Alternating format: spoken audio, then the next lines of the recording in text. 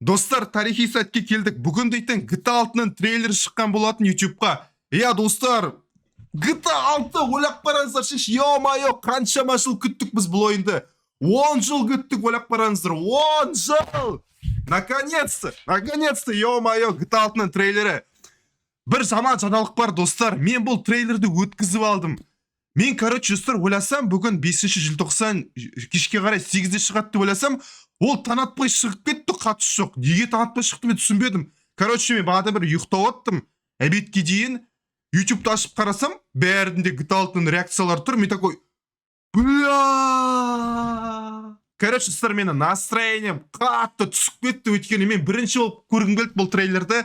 Бірақ трейлердің шыққаны өзі 9 сағат болды, көпшілігі өзі көріп тастаған болар. Қазір мен видеом өзі ешкімге керек емес шығар. Достар, қолдап кетсіздер, лайк басып, айтпақшы достар. Хей, сәлем достар, сіздермен бірге мен Нұрлан Қалам. Менде қазір эмоция қатты, мен ұйқыдан бана 5 минут бұрын тұрдым, мен ұйқым қанбаған. GTA 6-ның трейлерін көреміз, кеттік ал. Мен дайымын, достар, біз 10 жыл күттік, мынаны 10 жыл! 4К мен қараймыз. Максимальный качество, достар, 4К. Ё-майо, біз осы сәтке жеттік бәс шынымен. Кеттік ал. Ал. Так. What the fuck, не мынау? Lucia, do you know why you're here? Bad luck, I guess. Графика была нормально.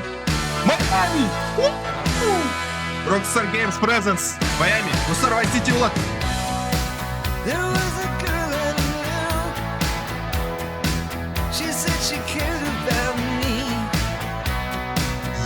Ман. Базар жоқ.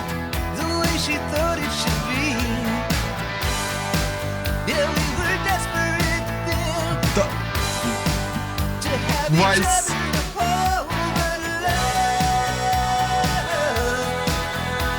Шағын бір GTA 5-ке ұқсайды кішкене негізі. Жоқ, бірақ GTA 5-тен жақсы графикасы. Вау. Look who's back. The only way Не айтам білмейатым, достар. we're gonna get Просто through this қасқа видео кесімге айтамыз. is by sticking together, being a team. Екі герой туралы ба, достар? Қыз бен жігіт туралы. Trust? Осы екеуіне өйтін боламыз біз. Trust. Бәрі шымыл шықты ғой, ё-майо.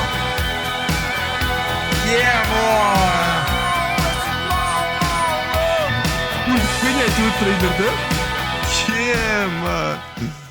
Rockstar. Базар жоқ, маған ұнады.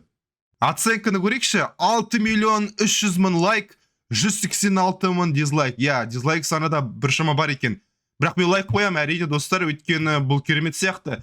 48 миллион просмотр 9 сағаттың ішінде 4-ші орында тұр рейтингті, трендтің.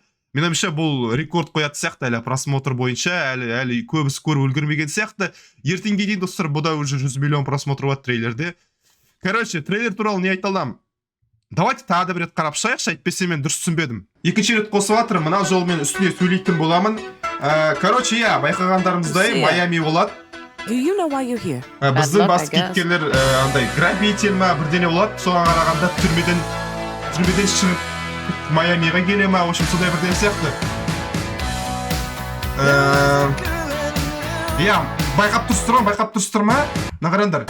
Мынау дейтін на районда біз білеміз, біз GTA Vice City'да осы районда ойнадық. Отельдер дәл сол сияқты, сол бұрынғы GTA Vice City'дағы өзгермеген сияқты іштене. Әрине мұнда детализация көбірек болады, мына үлкен ЖК-лар, үлкен зданиялар Майамидегі. Мұнда сосын еще қараңыздар, табиғат бар. Нағарандар, яғни осындай транспортпен жүруге болады. Мұндай құстары болады. Ё-майо, мұны қай жер сонда Майамида мұндай бар ма не? Ара жағында қолтырауын жер даже. Мұны пляж, достар. Вау, пляжды қараңдаршы қандай. Мұнда қыздар, в общем, пляж қызықты сияқты, қараңдаршы, мұнда неше түрлі заттар бар.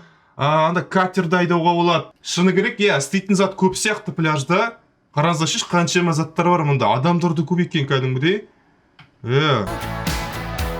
Вау, енді достар, катермен обязательно Майамида. Түнгі клубтар не айтқанымда, Майамида әлі күші солай негізі, егер білмесеңдер. вот достар, мен түсінбедім, мындай бандиттер неғып жүр Майамида. Ну, болған ондай болатын да шығар. Біле былай, сырттан қарайтын болсан да, алыстан қарайтын болсан, реально әдемі да Майами. Түнгі Майами әдемі. Вау. Шо реально достар, бұл қызықты карта меніңше. Жақсы болды Майами болғанына, мен шыны керек бір күдіктену болды, бір жағынан, может Майами болмай қалса не болады деп. Жоқ, әйтеуір біздің айтқанымыз бәрі. Вот достар, мына районды барлығы біледі деп ойлаймын. Мына районда біз дейтін миссиялар орындайтынбыз, Вайт-Ситиде білесіздер ғой, Томиға барып ең атақты райондар бірі. Так, Вайс деп тұр. Кім ғой? Мұнда типа трансляция жүргізіп отыр ма, мен түсінбедім типа. TikTok па, не мына YouTube Shorts па, бұда жүргізіп отыр, YouTube трансляциясы жүргізіп отыр ма. Ну, в общем, жағырымызда бір көп болады сияқты бұл ойында андай зумбе ма қалай? Мәссаған. The only way we're gonna get through this is by sticking together, Ема. being a team. Ну, осы тек герой ойымыз. Trust? Trust.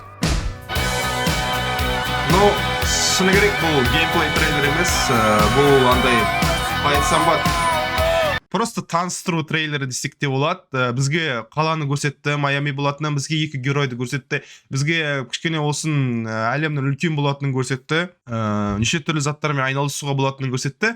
Бірақ сонда да бұл әлі сырой трейлер десек те болады, әлі дұрыс емес, әлі дұрыс дайын емес трейлер. Мен ойымша алдағы уақытта одан да қызықты трейлерлер болады деп ойлаймын. Бізге геймплейін көрсетті деп ойлаймын, және тағы басқа неше түрлі заттарды, сюжетті кішкене дұрыстап көрсететін болар деп ойлаймын.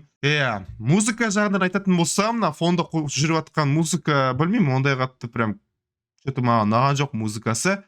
Вот GTA 5-тің трейлерінде вот музыкалары прям кайф болды. Мына жолы білмеймін. Или может мен үйренбеген шығарым, қазір бірнеше рет қарағанда ұнап кететін бар. Білмеймін. В общем, әзірше осы не айтатын білмей тұрып шыны керек. Не болса да күтетін боламыз, GTA 6-нан ойынын күтетін боламыз. 2025 деп тұр міне, Coming 2025. Біле, мен айтқаным дұрыс болды, достар. Мен айтқаным дұрыс болды. Мен айттым ғой сіздерге 2025 жыл шығады деп. Вот 2025 жыл шығады деп жазылып тұр. Мен айтпаймын ғой, өтірік айтпаймын ғой, достар. Мен аналитикпін ғой, о-май. Мен айттым ғой, достар, 2024 жыл ол шықпайды деп, потому что бір жылдың ішінде дайын бола алмайды ол. Трейлерден кейін минимум 2 жыл не болу керек, бір андай жасау керек олар. 24 жыл тек қана трейлерлер шығатын болады, там геймплей трейлер шығатын болады, тағы басқа неше түрлі трейлерлер шығатын болады. А вот 25 жылы уже ойынын өзі шығады. Мен достар түсіндім, неге Rockstar компаниясы трейлерді ерте шығарғаны. Короче, достар, бір фейк аккаунттар трейлерді уже Rockstar'дан бұрын салып қойған, бір фейк аккаунттар, білмеймін қалай олар трейлерді алып алды. Сонымен күресу үшін Rockstar компаниясы трейлерді ертерек шығарған екен, сол банаға фейк аккаунттың видеосы просмотр жинамасын деп. В общем, түсіндім енді не үшін трейлер ерте шыққанын. Бірақ сонда да достар, мен настроением түсіп кетті, өйткені бірінші болып көргім келді, ақыры бірінші болып көре алмадым. 49 миллионыншы болып көріп жатырмын. Керемет. Жақсы достар, не айтам енді, осымен бітіретін шығармын видеоны. GTA 6-ны әрине біз күтеміз. Тағы да алда қызықты трейлер шығу керек деп ойлаймын. Алдағы уақытта егерде разбор сияқты видеолар шығарған қаласаңыздар, осы GTA 6 трейлерінен, онда лайк басып комментарий жазып кетіңдер. Сіздермен бірге нұрлан қалам, келесі кездескенше сау болыңдар.